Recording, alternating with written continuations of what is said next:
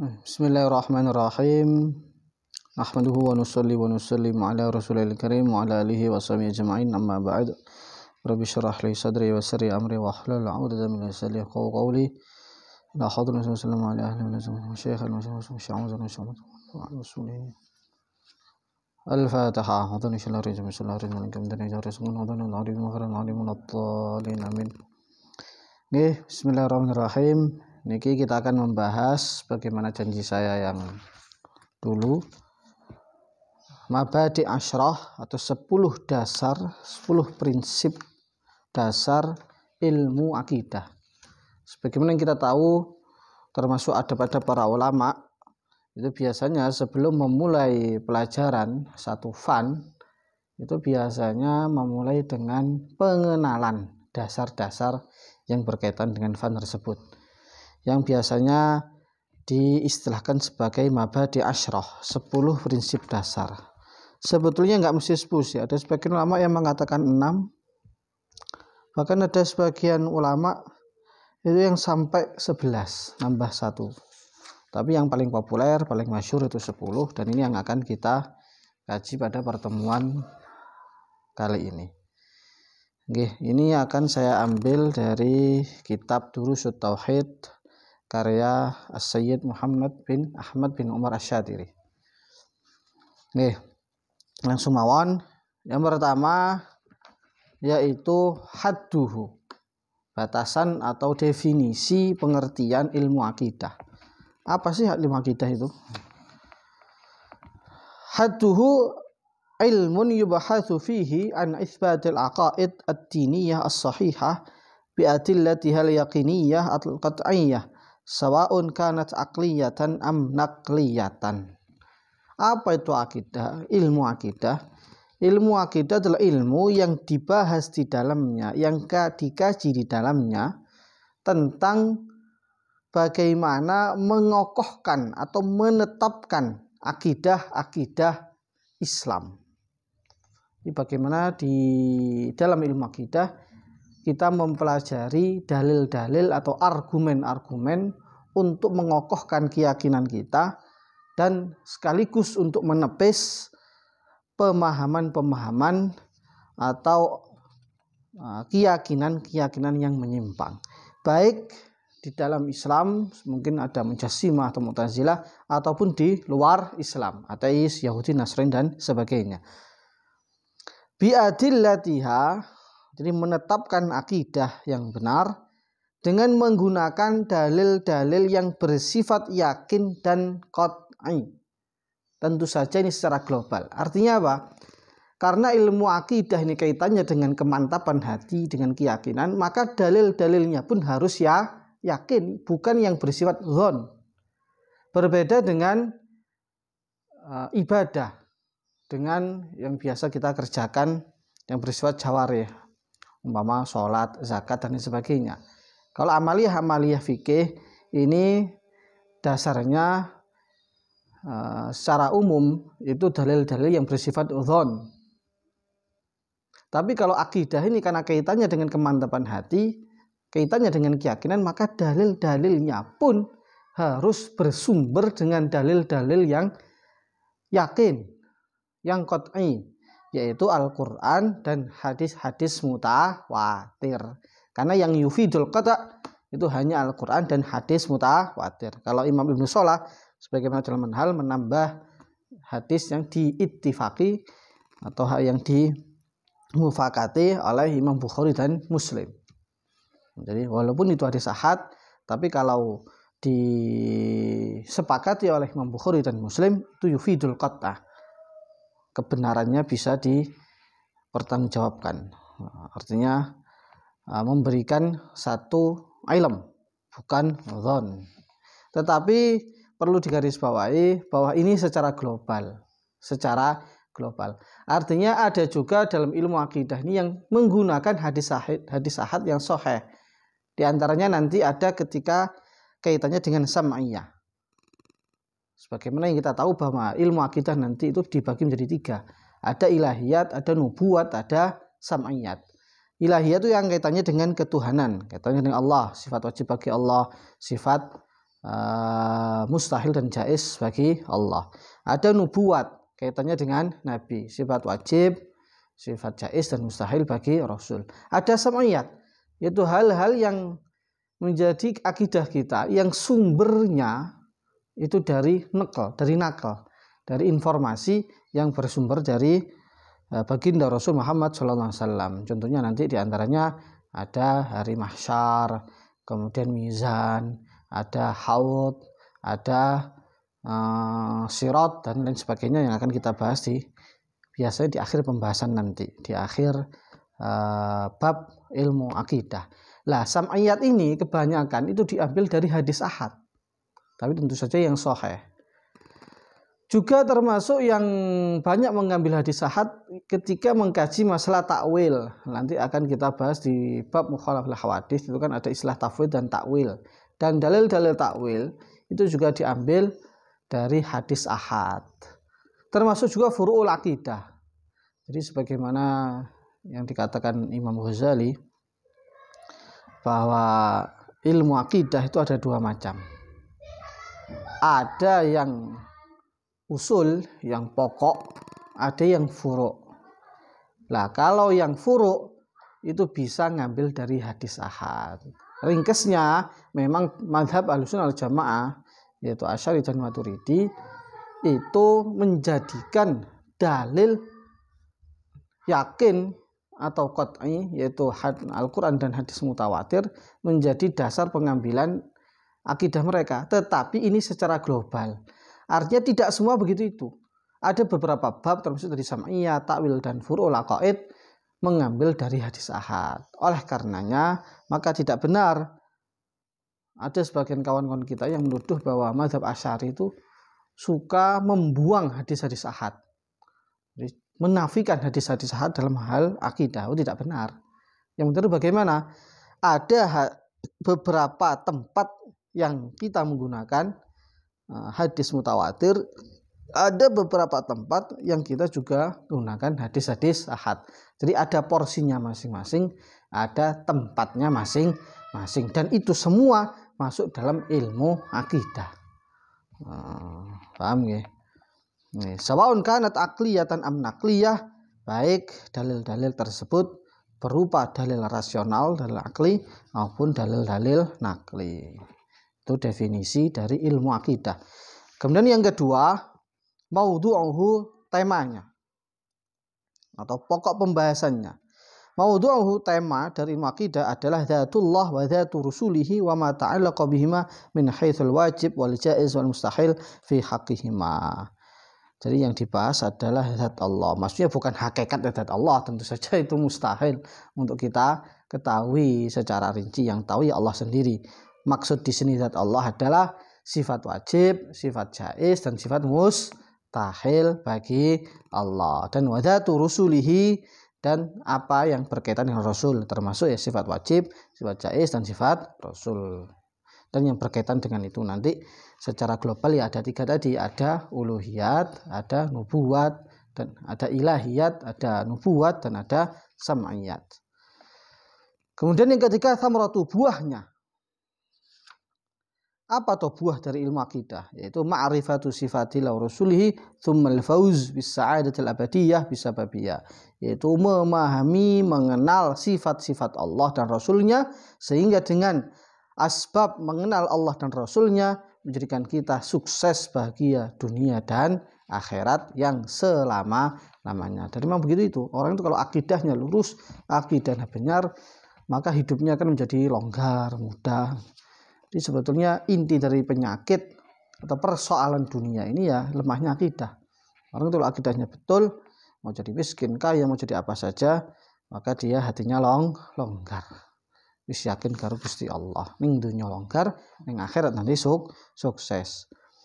Kemudian yang keempat, fadluhu, keutamaannya. Fadluhu adalah siyadatu ala jami' ulum kulliha idh huwa muta'alliq billah wa rasulihi wal muta'alliq bi yashruf bi syarafi muta'alliqihi. Keutamaannya adalah di atas atau memimpin atas seluruh ilmu.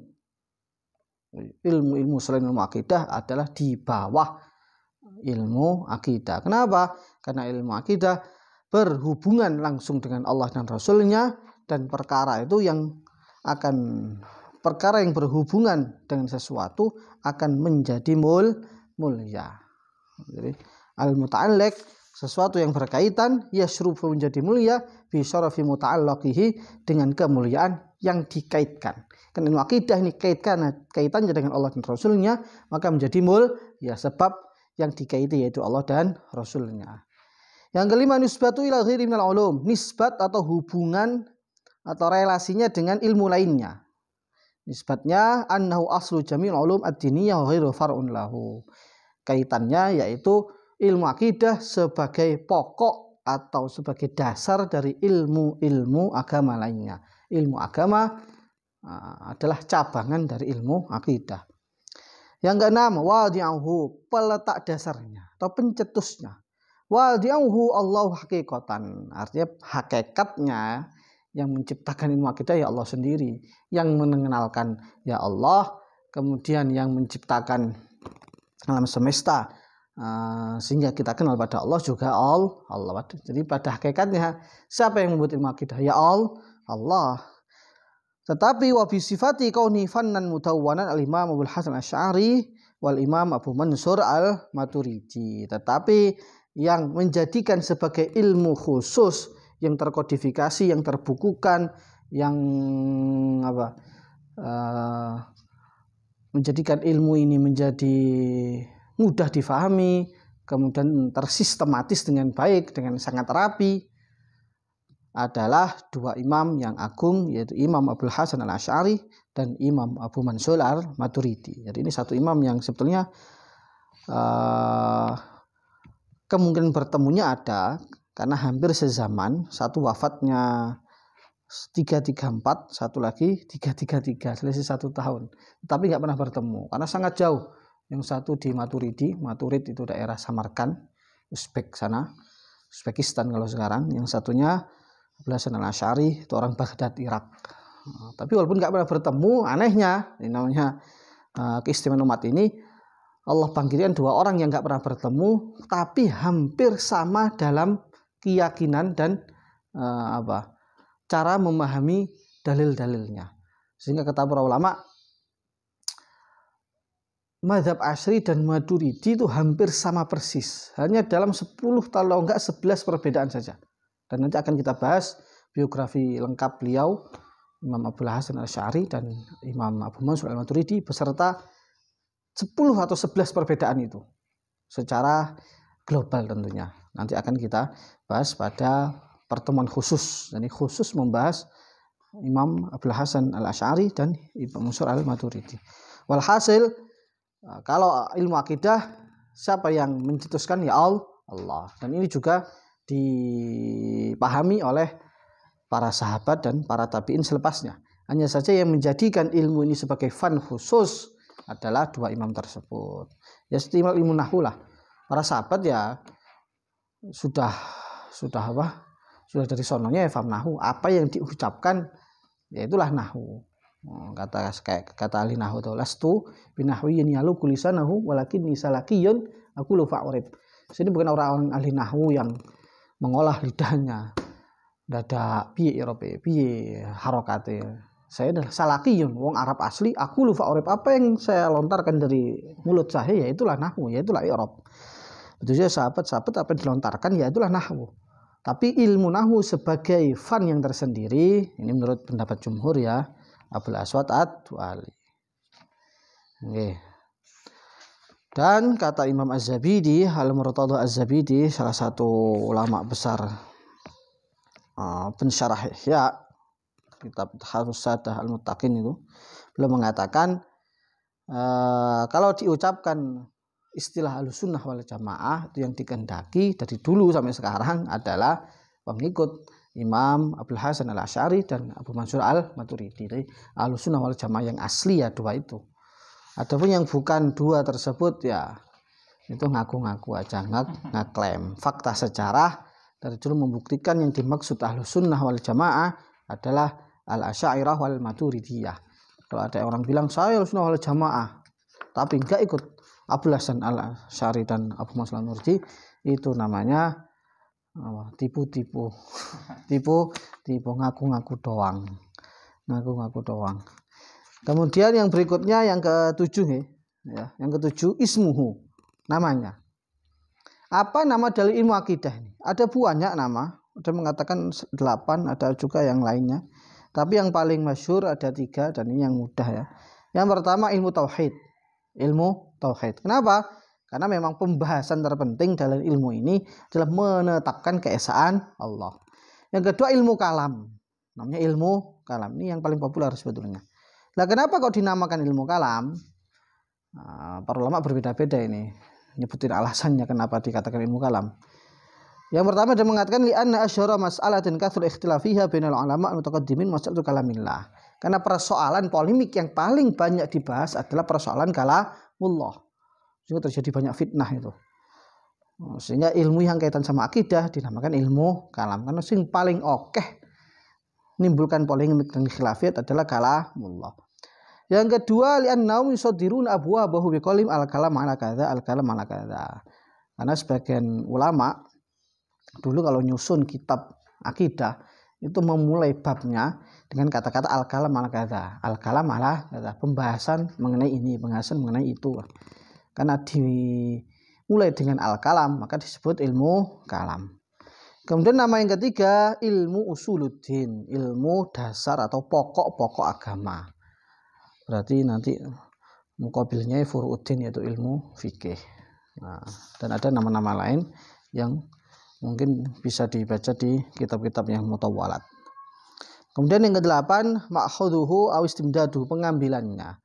Apa pengambilannya? Dari mana? Minal adillah wal barahin al-qat'iyyah sa'un kanat aqliyah am naqliyah. Akidah ini diambil dari dalil-dalil, argumen-argumen baik akli atau nakli yang bersifat qat'i, yang kebenarannya mutlak. Yaitu tadi yang kita bahas. Katakan dari Al-Qur'an atau hadis mutawatir secara global. Ada juga yang mengambil dari hadis ahad yang sahih dalam beberapa persoalan.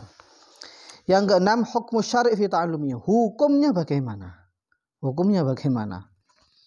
Ini sudah kita bahas sebetulnya di tafsil. Kalau dalam satu nahiyah, satu wilayah, hukumnya fardu kifayah. Artinya harus ada satu orang perwakilan yang betul-betul menguasai akidah 50 baik dengan dalil tafsili maupun ijmali, sekira dia bisa menetapkan, mengokohkan dalil-dalil agama ini dan menepis syubhat yang berseliweran itu. Kalau enggak berarti satu wilayah tadi dosa semua. Adapun untuk per individu maka mengetahui dalil ijmali hukumnya wajib aini. Artinya kalau dia ada kemampuan, ada kesempatan kok nggak belajar dalil itu berarti dosa. Lalu terus imannya bagaimana? Nah, kalau iman orang nggak tahu dalil tafsir ijmali nanti namanya muqallid. Itu sudah dibahas kemarin. Imannya sah tapi dosa kalau dia ada kemampuan. Ya, itu pendapat yang muktamad itu. Kemudian yang terakhir masailu fanit tauhid, yang ke-10 itu persoalan fan akidah ini, fan tauhid itu. Apa tuh yang dibahas itu? Qadayahul bahitsa fihi min haitsul wajib wal jaiz wal mustahil. Yaitu kasus-kasus atau persoalan-persoalan yang dibahas dari segi wajib, jaiz dan mustahil. Ini. Nah, sudah selesai 10 prinsip atau persoalan pelajaran dasar ilmu akidah. Cukup nih, kita tutup dengan doa kepada Allah. Subhanallah.